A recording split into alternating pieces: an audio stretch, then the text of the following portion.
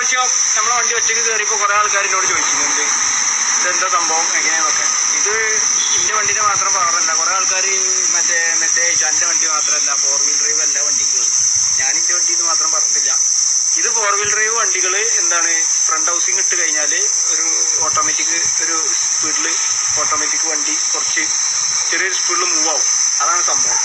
അപ്പോൾ പിന്നെ വണ്ടി വെച്ചങ്ങൾ കണ്ടില്ലേ.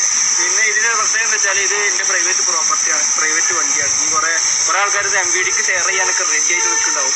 അതൊന്നും കാര്യമൊന്നുമില്ല. അത് നമ്മൾ മെയിൻ റോഡിൽ ഇറങ്ങി കളിക്കണമെന്നില്ല.